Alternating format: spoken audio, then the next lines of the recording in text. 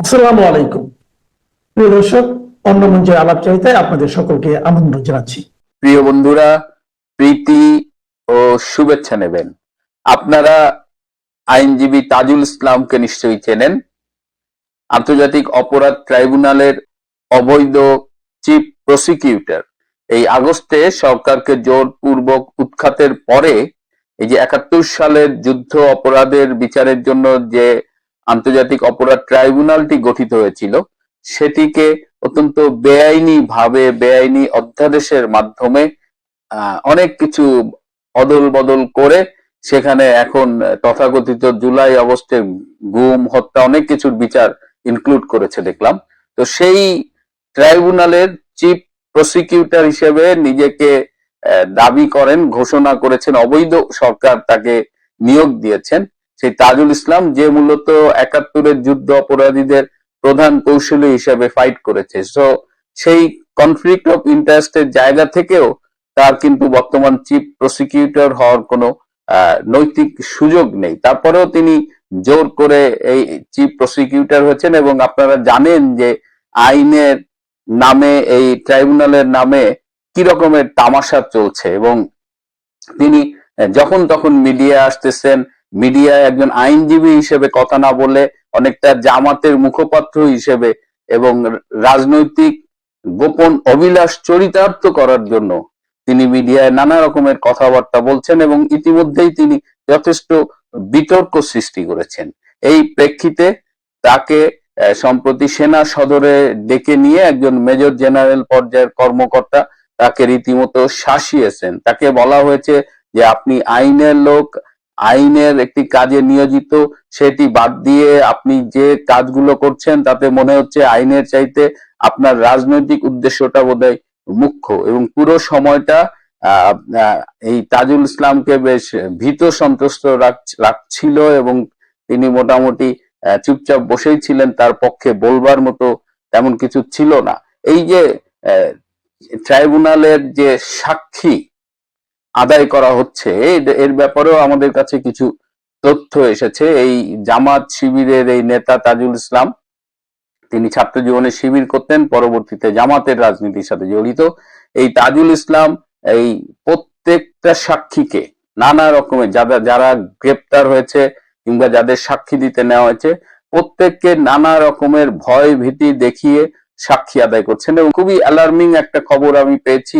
একজন আসামি বর্তমানে কারাবন্দী, তাকে এই জিজ্ঞাসাবাদের ঘরে নিয়ে যেয়ে তার স্ত্রী এবং তার সন্তানদেরকেও ডাকানো হয়েছিল এবং স্ত্রী এবং সন্তানদের সামনে সম্পূর্ণ নগ্ন অবস্থায় ওই আসামিকে হাজির করে বলেছিল যে শেখ হাসিনার বিরুদ্ধে যদি সাক্ষী না দিস, তাহলে তোর এই বাচ্চাদের এবং বউকে দেখায় বলা হয়েছিল যে এদের পৃথিবী থেকে সরিয়ে দেওয়া হবে। তো এরকম একটা অবস্থায়, সম্পূর্ণ নগ্ন অবস্থায় নিজের বাচ্চাদের সামনে, সেইখানে জিজ্ঞাসাবাদে পরে তাকে ফোর্সফুলি তাকে দিয়ে বলানো হয়েছে যে শেখ হাসিনার নির্দেশেই সে করেছে। এবং তার কর্মকাণ্ডে বিরক্ত হয়ে দেশবাসী শুধু না, সেনা সদরে তাকে ডাকিয়ে নেওয়া হয়েছিল এবং তাকে হুঁশিয়ার করে দিয়ে বলা হয়েছে যে সে যেন আইনের এই বিষয়টি নিয়ে রাজনীতি করার অপচেষ্টা না করে এবং সে যদি ফার্দার এই কাজগুলো করে তাহলে তার পরিণতি ভালো হবে না। আগামীকাল আরেকটা বিচারের রায় হবে নাকি, সেটা নিয়ে কি আপনার খুব চিন্তিত? চিন্তার কোনো কারণ নেই। এসব বিচারের রায় কি আসে? মৃত্যুদণ্ড, ফাঁসি, যাবজ্জীবন, ২১ বছর, ৪১ বছর, ৫১ বছর, এগুলা নিয়ে কোনো don't care. We don't care, কারণ আমাদের নেত্রী ডোন্ট কেয়ার, সুতরাং আমরাও ডোন্ট কেয়ার।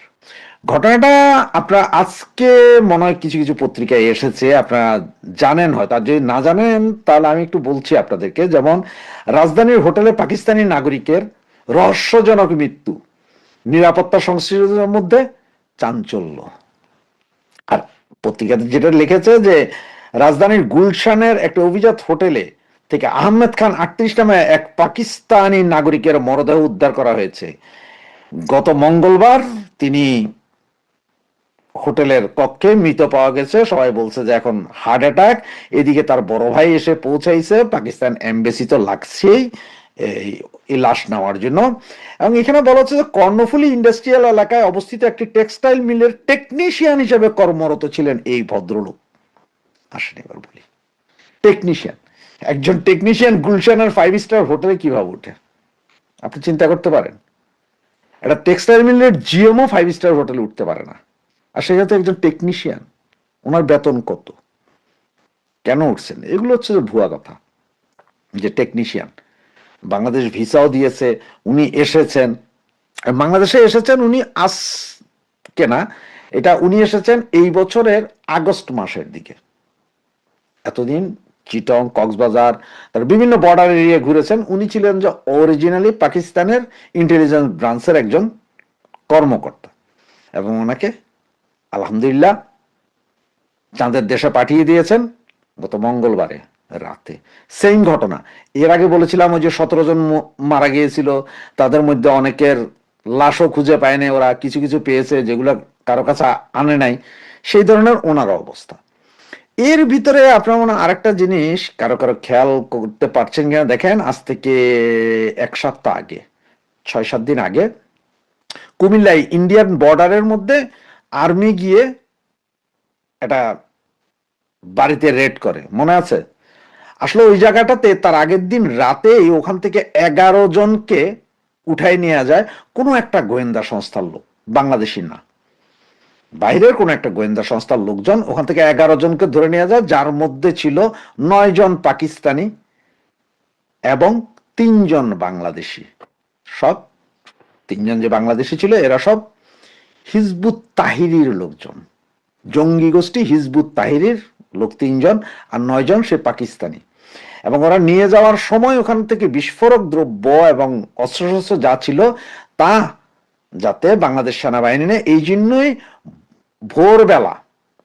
ভোরবেলা বলতে এটা 6:30 বা 7টার দিকে নাকি সেনাবাহিনীকে ফোন দিয়ে বলা হয় যে তোমরা এসে এখান থেকে এই জিনিস নিয়ে যাও, আমরা এখনো চোখ রাখছি, তবে তোমরা এসে এগুলো উদ্ধার করে নিয়ে যাও। সেনাবাহিনী সেদিন সেখান থেকে উদ্ধার করতে সম্ভবত 1 জন বা 2 জনকে ধরছিল মনে হয়, বা নাও ধরতে পারে, ওইটা আমি শিওর না। এবং ওখান থেকে কি উদ্ধার হয়েছে, কি পেয়েছে, এটা কোনো নিউজ কোনো পত্রিকাতে নেই, সেই 11 জনের নিউজও নেই। সেনাবাহিনী জানতো যে এরকম একটা ঘটনা হয়তো হইতে পারে, অবশ্য আমাদের গোয়েন্দা সংস্থা এত খবর পায় না, আমাদের গোয়েন্দা সংস্থা খবরের পাওয়ার আগেই ওরা উঠে নিয়ে গেছে। ওরা রাতের 1:30টার দিকে ড্রোন মারফত প্রথমে অ্যাটাকটা করে, ছোট্ট একটা ড্রোনের মারফতে অ্যাটাক করে, এরপর ওখান থেকে সবগুলোকে তুলে নিয়ে যায়। কে বা কাহারা কোথা থেকে কে নিয়ে গেছে কিছুই জানে না। তো এখন আসি আপনাদেরকে সেই পুতিন ইন্ডিয়াতে আসছে, এতে বাংলাদেশে কি অশনি সংকেত। একটু ছোট্ট একটা কথা বলি, ইউক্রেন আক্রমণের আগে পুতিনের সাথে দেখা করেছিলেন নরেন্দ্র মোদী, মনে আছে? এরপরে শুরু হয় গ্যাদারিং। আর এইবার ঠিক নরেন্দ্র মোদী হঠাৎ করে 15 দিন সামনে নিয়ে আসলো, 4 তারিখে আসতেছেন। এটা কিন্তু কথা ছিল 15 তারিখের পরে সম্ভবত যে আসবেন, কিন্তু অনেক দ্রুত আগায় আনছে, 4 তারিখে আসতেছে। কাহিনীটা কি? হঠাৎ 4 তারিখে উনি এখানে আসছেন। এর আগে আপনি কয়েকদিন আগে খেয়াল করেছেন যে একটা নৌবাহিনীর জাহাজ এসেছিল, যুদ্ধ জাহাজ আসছিল রাশিয়ান, আবার মালাক্কা প্রণালীতে এখন পুতিন আসবে, এই কারণে মালাক্কা প্রণালীতে অনেকগুলো যুদ্ধ জাহাজ, সাবমেরিন, টর্পেডো সব আছে। কারণ কি মালাক্কা প্রণালীতে কেন? কারণ হচ্ছে যে ওই আমাদের যখন স্বাধীনতা সংগ্রাম হয়েছিল, মুক্তিযুদ্ধ হয়েছিল, তখন আমেরিকা যখন 7 ফ্লিট পাঠিয়েছিল, তখন রাশিয়া, সাবেক সোভিয়েত ইউনিয়ন, ওরাও জাহাজ পাঠিয়ে দিয়েছিল। পরবর্তীতে একটা চুক্তি হয়েছিল আমেরিকা এবং রাশিয়ার মধ্যে যে কেউ, আমেরিকা এবং রাশিয়া কেউ বঙ্গোপসাগরে কোনো যুদ্ধ জাহাজ বা নৌযান পাঠাবে না। সেটা এতদিন চালু ছিল। এর ভিতরে যখন আমেরিকান যুদ্ধ জাহাজ আসলো, তারপরে টার্কির যুদ্ধ জাহাজ আসলো, চায়নার গুলো তো আছেই, সুতরাং রাশিয়াও পৌঁছে গেছে শুভেচ্ছা সফর এমনি ফুল টুল নিয়ে, এগুলো কিন্তু সবগুলো কিন্তু সাইন।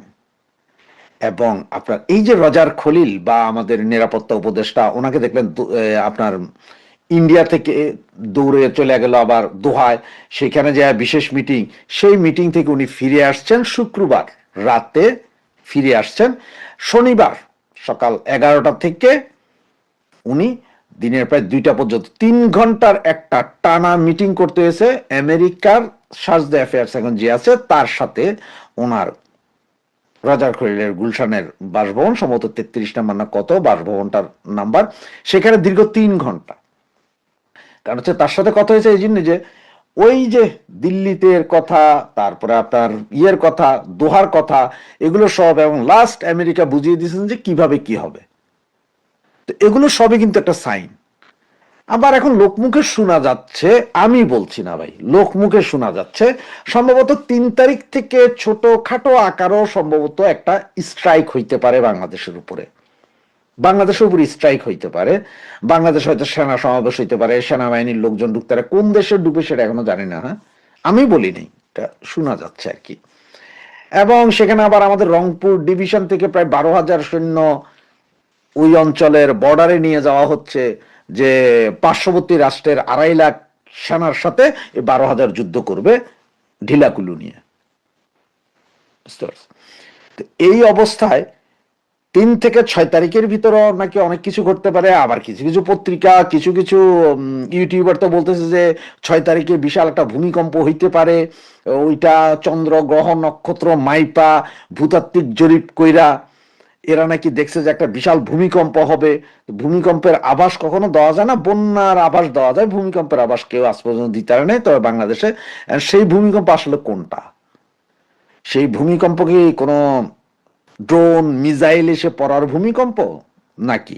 আবার কিছু কিছু ইউটিউবার বলেছেন যে আপনার বিভিন্ন সেনা ক্যাম্প থেকে আপনাদের যাদের আত্মীয় স্বজন আছে তারা একটু বেরিয়ে যান, ওই চট্টগ্রাম বিভাগ এবং রংপুর বিভাগের ওইসব অঞ্চল থেকে লোকজন আপনার ঢাকার দিকে থাকেন, ওইসব অঞ্চলে। আসলে কোথায় কি হবে জানা যায় না, তবে সবকিছুতে একটা বিপদের সংকেত আপনারা পাবেন।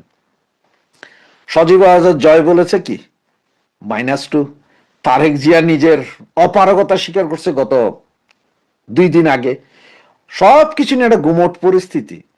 আবার এখানে জামাতিরা তো লেগেই আছে একের পর এক, শুধুমাত্র কি দাও, রায় দাও, ফাঁসি দাও, রায় দাও, ফাঁসি দাও।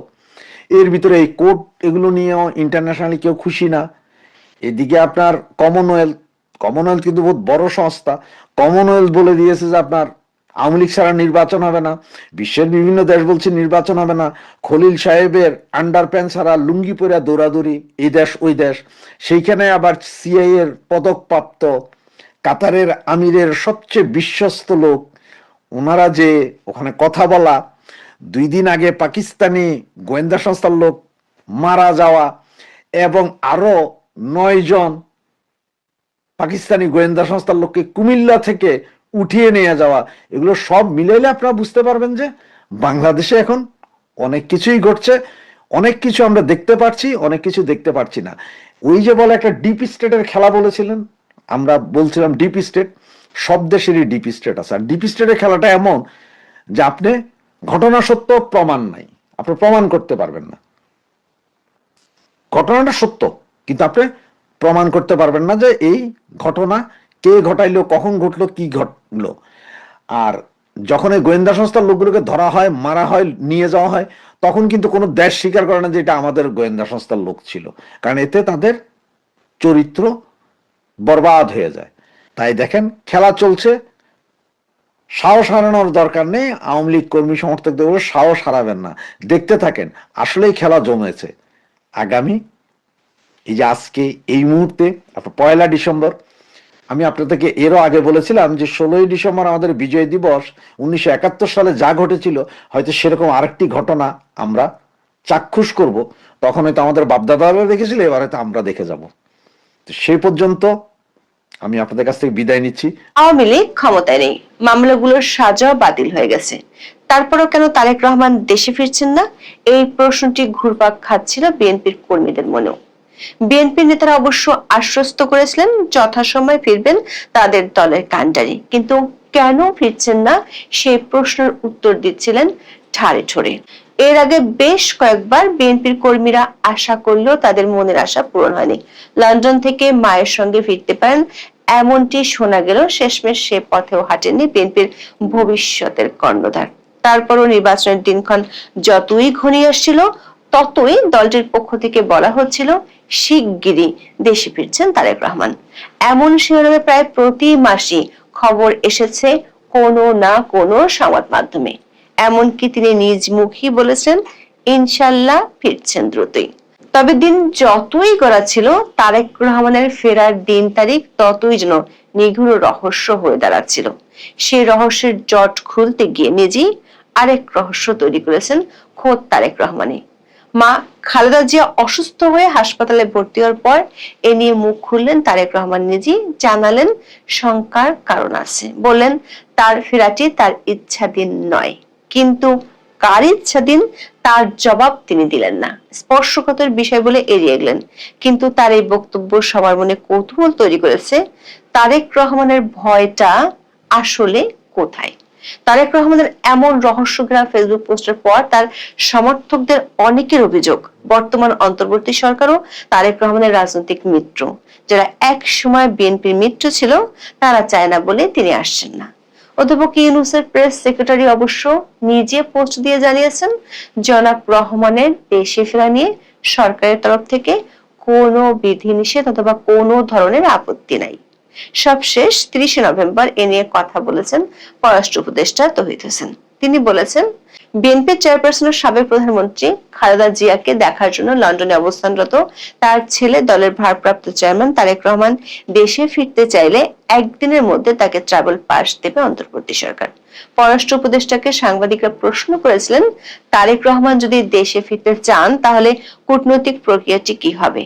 এমন প্রশ্নের জবাবে পররাষ্ট্র উপদেষ্টা বলেছেন, এটার নিয়ম হচ্ছে যে কারো যদি পাসপোর্ট না থাকে বা মেয়াদ উত্তীর্ণ হয়ে যায়, তখন কেউ যদি দেশে আসতে চান তাহলে তাকে ওয়ান টাইম পাস একটা দেয়া হয় দেশে আসার জন্য। পররাষ্ট্র উপদেষ্টা যোগ করেছেন, এই যে ওয়ান টাইম পাস যেটা দিয়ে তারেক রহমান দেশে আসতে কোনো সমস্যা হবে না, সেটি দিতে একদিন লাগে। কাজেই উনি যদি আজকে বলেন যে উনি আসবেন, তাহলে কালকে এটা দিয়ে পরশুদিন উনি প্লেনে উঠতে পারবেন, এটাতে অসুবিধা নেই। দর্শক, এরই মধ্যে মূলধারার গণমাধ্যম সহ সামাজিক মাধ্যমে বেশ কিছু আলোচনা ছড়িয়ে পড়েছে। এর মধ্যে একটি হলো উইকিলিক্সের একটি তারবার্তার প্রসঙ্গ। গতকালের ভিডিওতে আমরা প্রসঙ্গটি উল্লেখ করেছিলাম। 19 নভেম্বর বিবিসি বাংলার একটি খবরেও বিষয়টি তুলে ধরা হয়েছে। বিষয়টি হলো, তারেক রহমানকে যুক্তরাষ্ট্রে ঢুকতে না দিতে ওয়াশিংটনে গোপন তারবার্তা পাঠিয়েছিল ঢাকার মার্কিন দূতাবাস। তিনি ব্যাপক মাত্রায় দুর্নীতিতে জড়িত থাকায় যুক্তরাষ্ট্রের স্বার্থ ক্ষুণ্ণ হয়েছে উল্লেখ করে 2008 সালের 3 নভেম্বর ওই তারবার্তা পাঠানো হয়। ওই তারবার্তায় তারেককে যুক্তরাষ্ট্রের প্রবেশে নিষেধাজ্ঞার সুপারিশের পেছনে যুক্তিও তুলে ধরা হয়। কিন্তু আমাদের অনুসন্ধান বলছে, এই নিষেধাজ্ঞার বিষয়টি যে বিভ্রান্তিকর সেটি বাংলাদেশে নিযুক্ত মার্কিন রাষ্ট্রদূত 2014 সালের 10 ফেব্রুয়ারি বলেছিলেন। পররাষ্ট্র উপদেষ্টা তৌহিদ হোসেনকে এক সাংবাদিক জিজ্ঞেস করেছেন, তারেক রহমানের দেশে ফিরতে না পারার পেছনে দুটি দেশ কাজ করছে এমন তথ্য তার আছে কিনা, এ বিষয়ে তার প্রতিক্রিয়া কি?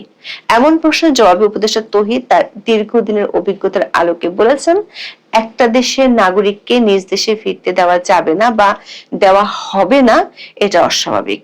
বাংলাদেশ যদি তার নাগরিককে ফেরত আসতে দিতে চায়, আরেকটি দেশ সেটা কি করে নিষেধ করবে বা বন্ধ করবে?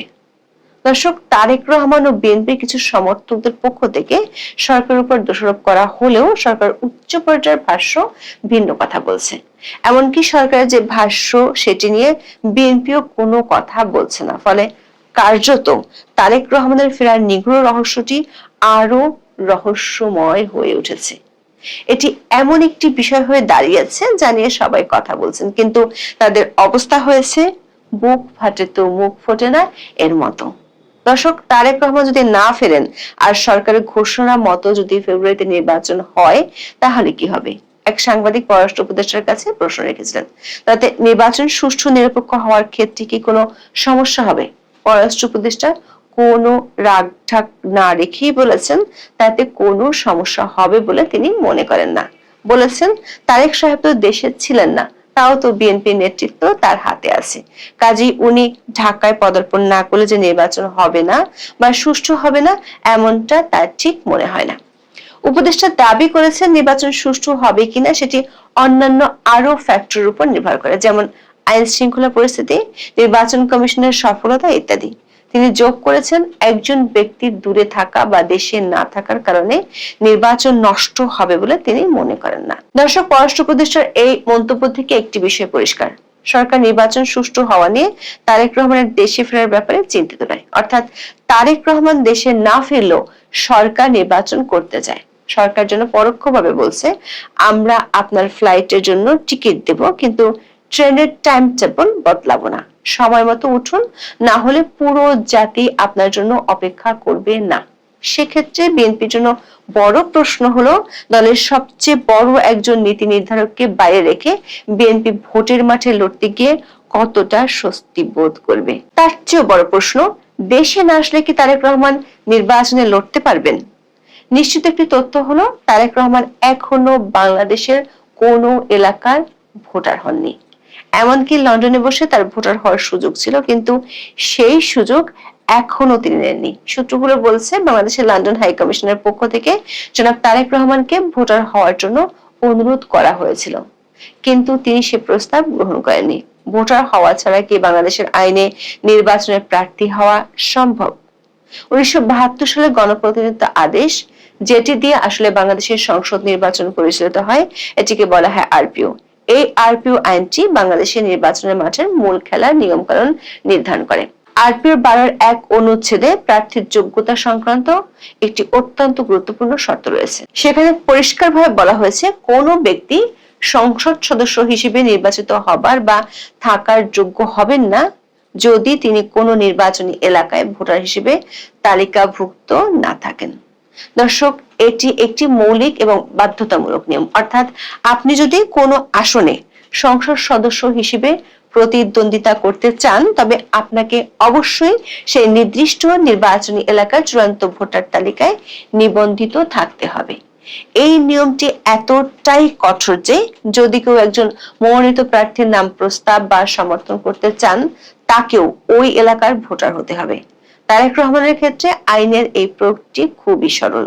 যদি তিনি এই মুহূর্তে নির্বাচন কমিশনের তৈরি চূড়ান্ত ভোটার তালিকা অন্তর্ভুক্ত না থাকেন, তাহলে তিনি প্রার্থী হিসেবে মনোনয়নপত্র দাখিল করলেও যাচাই বাছাইয়ের দিনে রিটার্নিং অফিসার কর্তৃক তার আবেদনটি বাতিল হয়ে যাবে। এটি বিচারিক ঘোষণার জন্য অপেক্ষা করে না, এটি শুধু তথ্যের ভিত্তিতে বাতিল করা হয়। এটি অনেকটা এমন যে আপনি বিয়ের কার্ড ছাপিয়েছেন কিন্তু কনের নাম লিখতে ভুলে গেছেন, ঠিক তেমনই। এমপি হওয়ার সব আয়োজন করা হলো, কিন্তু ভোটার লিস্টের নামটাই নেই। এটাই হলো আরপিওর 12(1) ক অনুচ্ছেদ। সব স্বপ্ন এক নিমিষেই প্রশাসনিক বাতিলের খাতায় চলে যায়।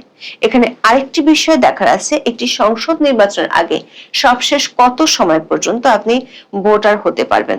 দর্শক, নির্বাচনের তাফসিল ঘোষণার আগে ভোটার তালিকা হালনাগাদের একটি নির্দিষ্ট সময়সীমা থাকে। একটি নতুন অধ্যাদেশ অনুযায়ী নির্বাচনের তফসিল ঘোষণার 1 মাস আগে পর্যন্ত যাদের বয়স 18 বছর পূর্ণ হবে তারাও ভোটার হতে পারবেন।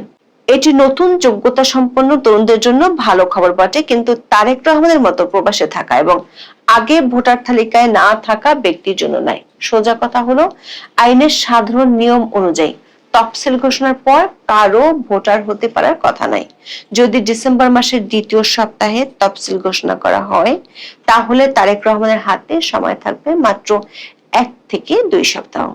তার মধ্যে যদি না ফেরেন, সেক্ষেত্রে আইনের সাদামাটা বিশ্লেষণে বলা যায় তিনি ভোটার হতে পারবেন না, আর ভোটার হতে না পারলে নির্বাচনের প্রার্থীও হতে পারবেন না। তবে এক্ষেত্রে নির্বাচন কমিশন চাইলে তার ডিসক্রিশনের ক্ষমতার প্রয়োগ করতে পারেন। বিশেষ ব্যবস্থায় তারেক রহমানকে ভোটার করতে পারেন। নির্বাচনী আইন বিশেষজ্ঞরা বলছেন, সেটি হলে আইনি ঝামেলায় পড়ে যেতে পারে দুই পক্ষ এবং বিষয়টি নৈতিক দিক থেকে ঠিকও হবে না। দর্শক, তারেক রহমানের ফেরা নিয়ে এখন বিএনপির যে উদ্বেগ, নির্বাচনের তফসিল ঘোষণা হলে সে উদ্বেগ হয়তো পরিণত হবে কে বিএনপিকে নির্বাচনী প্রচারের মাঠে সশরীরে নেতৃত্ব দিবেন। কারণ খালেদা জিয়ার শারীরিক যে কন্ডিশন, তাতে তার পক্ষে অতীতের মতো টেকনাফ থেকে তেতুলিয়া পর্যন্ত ছুটে বেড়ানো অসম্ভব। আমি সোজা কথা ভাই সোজা করে বলি, আমি ঘুরিয়ে পেঁচিয়ে কথা বলতে পারি না। আমি আপনাদেরকে একেবারে সেই 2024-এর 5ই আগস্টের পর থেকে বলছি যে বাংলাদেশে সরকারকে, এই যারা কিনা অভ্যুত্থান ঘটিয়েছে, একটি বিপ্লবী সরকার গঠন করা প্রয়োজন, অথবা একটি জাতীয় সরকার। বিপ্লবী সরকার গঠন না করলে এই সরকার কোনোভাবেই দেশীয় এবং আন্তর্জাতিক কোনো আইনে বৈধতা প্রমাণ করতে পারবে না। এখন পর্যন্ত কোনো বিপ্লবী সরকার গঠন করা হয়নি। এখন পর্যন্ত যা চলছে তা হচ্ছে প্রতিশোধমূলক সরকার, এবং এই প্রতিশোধমূলক সরকার বিভিন্নভাবে প্রমাণ করেছে যে তাদের মূল উদ্দেশ্য হচ্ছে ক্ষমতায় থেকে প্রতিশোধ গ্রহণ করা। বর্তমানে এনসিপি এই সরকারের প্রতি মোটামুটি সমর্থন উঠিয়ে ফেলেছে, কারণ বর্তমানে এনসিপিরা বলছে যে বর্তমান সরকারে অনেক ধান্দাবাজ পাটপার আছে, তারা নিজেরাই বলেছে, অনেকে আখের গুছিয়ে ফেলেছে, অর্থাৎ দেশের ধন সম্পত্তি লুট করছে।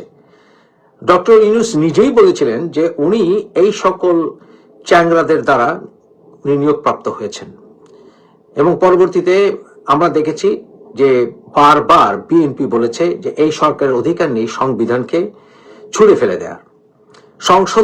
সংবিধানের সংশোধনের নামে এই সকল কাজ কারবার কোনোভাবেই গ্রহণযোগ্য নয়। বর্তমান সরকার সম্পূর্ণভাবে অবৈধ, এবং কি আর্টিকেল 106 এর যেই ব্যাপারটি, ওখানেও সরকার আইন ভঙ্গ করেছে।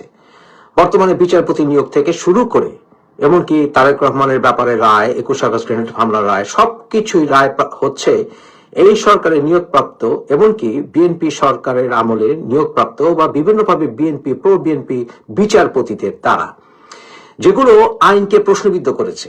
অসংখ্য মামলা হয়েছে যেগুলোর বেশিরভাগই ভুয়া, যাকে তাকে মার্ডার কেস দেওয়া হয়েছে। বাংলাদেশের জুডিশিয়ারিকে সম্পূর্ণ ধ্বংস করে ফেলা হয়েছে, বাংলাদেশের অ্যাটর্নি জেনারেল অফিসকেও ধ্বংস করে ফেলা হয়েছে, সব ক্ষেত্রে দলীয়করণ করা হয়েছে। শেখ হাসিনার বিরুদ্ধে যে সকল কথাবার্তা বলা হয়েছিল যে শেখ হাসিনা বিভিন্ন ক্ষেত্রে দলীয়করণ করেছেন, বাংলাদেশের গণতান্ত্রিক ইনস্টিটিউশন ধ্বংস করেছেন, এই সরকার তার চাইতে আরো বহুগুণে ধ্বংস করেছে সবকিছু। বাংলাদেশের বিভিন্ন রাজনৈতিক দলগুলোর ভিতরে সৌহার্দ্য ধ্বংস করেছে। এখানে বিভিন্ন গ্রুপ পুলিশিং ভূমিকা পালন করেছে, একে নিয়োগ দেওয়া, ওকে নিয়োগ দেওয়া, এবং কি এই সরকারের নিয়োগপ্রাপ্ত যে সকল শিক্ষকরা তারাও নিজেদেরকে ব্যর্থ প্রমাণ করেছে। আপনারা জানেন যে আমার যে ক্লাস ফ্রেন্ড ছিল নকিব মোহাম্মদ নসরুল্লাহ, তাকে বানানো হয়েছিল ইসলামিক বিশ্ববিদ্যালয়ের ভাইস চ্যান্সেলর। যে নকিব মোহাম্মদ নসরুল্লাহ শিবিরের নেতা ছিল। এই নকিব মোহাম্মদ নসরুল্লাহর ব্যাপারে একটি সার্ভে হয়েছে কিছুদিন আগে এই ইসলামিক বিশ্ববিদ্যালয়, এবং তাকে একটি ব্যর্থ ভিসি হিসাবে এই ছাত্ররাই বলেছে। সকল ক্ষেত্রে দুর্নীতি চরম আকার ধারণ করেছে, লুটে পুটে খাচ্ছে সবাই। আজকে এনসিপির ভাগ পাচ্ছে না বলে এনসিপি দেখছে যে বিএনপির প্রতি একটু নরম হয়ে গেছে বর্তমান সরকার, অর্থাৎ বর্তমান সরকার এক্সিট পাওয়ার জন্য বিএনপির পা ধরেছে, তাই এনসিপি এখন বড় বড় কথায় গলাবাজি করছে, অর্থাৎ ইউনূস থেকে নিজেকে সরিয়ে আনার চেষ্টা করছে।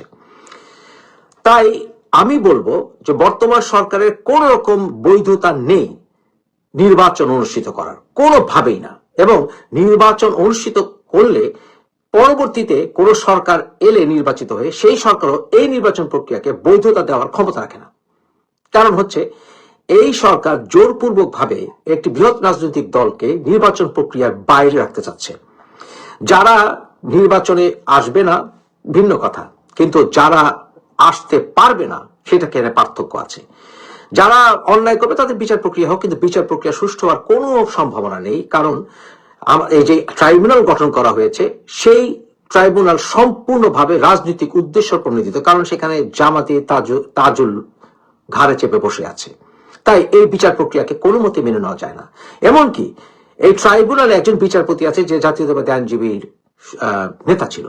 এই সকল প্রক্রিয়ায় যেখানে গণতান্ত্রিক প্রক্রিয়া ধ্বংস হয়ে গেছে, যেখানে বাক স্বাধীনতা বলতে কিচ্ছু নাই, ইউনূসের সমালোচনা করলে জেলে যেতে হয়, মুক্তভাবে কথা বলতে গেলে জেলে যেতে হয়, যেখানে স্বাধীনতার সর্বমত ভুল উল্টিত হচ্ছে, যেখানে বিদেশি সেনারা আমাদের বাংলাদেশ চট্টগ্রামে ভরে গেছে, যেখানে দেখা যাচ্ছে যে বাংলাদেশ বিভিন্ন রকমের চুক্তি করতে যাচ্ছে, যেখানে কিনা বাংলাদেশের ইজ্জত নষ্ট হচ্ছে, আন্তর্জাতিক বিভিন্ন ক্ষেত্রে বাংলাদেশের প্রেস্টিজ ধ্বংস হচ্ছে, যেখানে জাতিসংঘের আইন ভঙ্গ করে সেখানে রাজনৈতিক নেতাদেরকে নিয়ে যাওয়া হয়েছে সেই জাতিসংঘের সভায়, যারা কিনা জাতিসংঘের ডেলিগেট পর্যন্ত বাংলাদেশের নয়।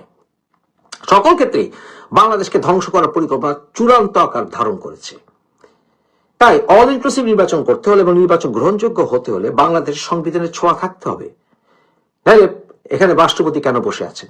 রাষ্ট্রপতির দায়িত্ব আছে, সেনাবাহিনীর প্রধানের দায়িত্ব, ওয়াকারের দায়িত্ব আছে একটি সুষ্ঠু নির্বাচন হোল্ড করা। আপনারা জানেন আমি এবং আমরা যারা এরশাদ বিরোধী আন্দোলনে আমরা যুক্ত ছিলাম, আমরা সেনাবাহিনীর শাসন পছন্দ করি না, কিন্তু জাতির এই ক্রান্তি লগ্নে একটি সুষ্ঠু নির্বাচন হতে হলে, নির্বাচনের পরিবেশ সৃষ্টি করতে হলে অবশ্যই সেনাবাহিনীকে ক্ষমতা গ্রহণ করতে হবে, এবং সেনাবাহিনী ক্ষমতা গ্রহণ করে সেনাবাহিনীকে সুষ্ঠু নির্বাচনের ইমিডিয়েট ব্যবস্থা করতে হবে। সেটা সেনাবাহিনী ছাড়া হবে না। বাংলাদেশে তাণ্ডব হবে, কারণ এনসিপি বিভিন্নভাবে হুঙ্কার দেওয়া শুরু করেছে, যদিও তারা আর কোনো গণ অভ্যুত্থান, মানুষকে বোকা বানানোর আর কোনো প্রক্রিয়া তাদের হাতে নেই, তাদের সে ক্ষমতাও নেই। তারা এখন নিজেদের বাবা প্রাপণ পরাণ বাঁচার অবস্থায় আছে। তাই আমি বলবো, ওয়াকার সাহেব, আপনি আপনার নিউট্রালিটি প্রমাণ করেছেন, যথেষ্ট সহ্য ক্ষমতা দেখিয়েছেন। তাই এখন আমি বলবো আপনার নিশ্চুপ থাকার সময় নেই।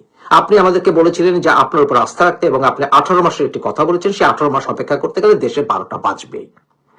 তাই জাতির বৃহত্তর স্বার্থে এবং বাংলাদেশ সেনাবাহিনীকে টুকরো টুকরো হয়ে যাওয়া থেকে রক্ষা করতে অবশ্যই ইমিডিয়েটলি আপনাকে ক্ষমতা গ্রহণ করতে হবে, এবং প্রেসিডেন্টের এই বিষয়ে পদক্ষেপ নিতে হবে। প্রয়োজনে আপনারা যেখানে শিরিনকে লুকিয়ে রেখেছেন সেখান থেকে শিরিনকে বের করে নিয়ে আসুন।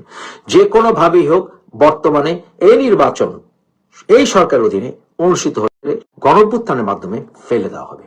অতএব আমি বলবো, বাংলাদেশের বৃহত্তর স্বার্থে, শান্তি রক্ষার্থে অবশ্যই সেনাবাহিনী ক্ষমতা গ্রহণ করুন, একটি জাতীয় সরকার গঠন করুন, এবং নির্বাচন দিন।